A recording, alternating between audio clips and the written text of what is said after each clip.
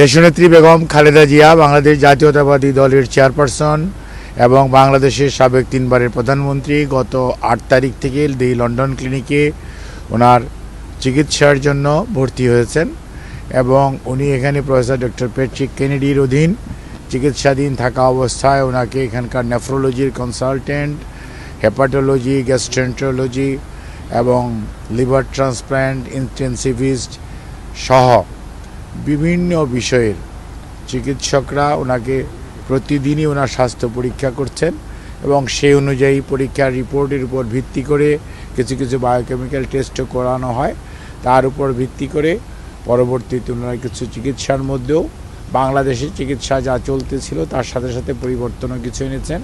এবং ফিজিওথেরাপিস্টরাও অত্যন্ত দক্ষতার সঙ্গে তাদের কাজ করছেন, যার জন্য আর সবচেয়ে বড় কথা মনে রাখতে হবে, এতদিন উনি বাংলাদেশে যখন ছিলেন বাংলাদেশের 18 কোটি মানুষ ওনার সাথে ছিল, যেমন তেমনি ওনার সবচেয়ে নিকট আত্মীয় বলতে যা বোঝায়, অর্থাৎ ওনার যে বড় ছেলে অর্থাৎ ভারপ্রাপ্ত চেয়ারম্যান জনাব তারেক রহমান সাহেব ছিলেন না, ওনার স্ত্রী সহধর্মিণী ডক্টর জুবাইদা রহমান, ওনার নাতনিরা জাইমা এবং জাহফিয়া এবং জাহিয়া রহমান ওনারাও ছিলেন না, শামেলা রহমান উনি ছিলেন, তারপর এসছেন। কাজে ওনার যে নিকট আত্মীয়রা বলতে যা বোঝায় এই মুহূর্তে ওনাদেরকে পাওয়ার কারণে মানসিকভাবে উনি স্বাভাবিকভাবেই এই মানুষের নিকটজন যখন অসুস্থ অবস্থায় কাছে যায় সুস্থ কিছুটা মানসিকভাবে প্রফুল্ল থাকেন, সেটা উনি আছেন এবং ওনার শারীরিক যে সমস্ত অসুবিধার জন্য বিশেষ করে chronic liver disease, chronic kidney disease বা এবং হার্টের অ্যাসেসমেন্টগুলো এখনও কমপ্লিট হয় নাই, এটা শেষ হতে হতে প্রায় আগামী শুক্রবারের মতো সময় লেগে যেতে পারে। কাজে সব কিছু মিলিয়ে তারপরে ওনারা শুক্রবারের মধ্যে চেষ্টা করবেন যাতে একটা ওনার পরবর্তী চিকিৎসা সম্পর্কে একটা প্ল্যান করা যায়। এখন যেটা প্রয়োজন অতি দ্রুত বা অতি তাড়াতাড়ি যে সমস্ত পরিবর্তন আনা প্রয়োজন সেগুলো আনা হচ্ছে, বাট ওনার পরবর্তী চিকিৎসা যা কতটুকু প্রয়োজন বা কতটুকু লাগবে সে সমস্ত বিষয়গুলো নিয়ে আমাদের চিকিৎসকরাও মেডিকেল বোর্ডের ওনার যে বাংলাদেশের member professor FM Siddiqui, professor Nuruddin, professor doctor Shahabuddin, doctor Zafar Iqbal Al Mamun সহ এবং ডক্টর জুবাইদা রহমান উনি সবসময়ই থাকেন। আমার ভারপ্রাপ্ত চেয়ারম্যান সাহেব তো দিনের মধ্যে প্রায় দীর্ঘ সবসময়ই ওনার পাশে থাকার চেষ্টা করেন।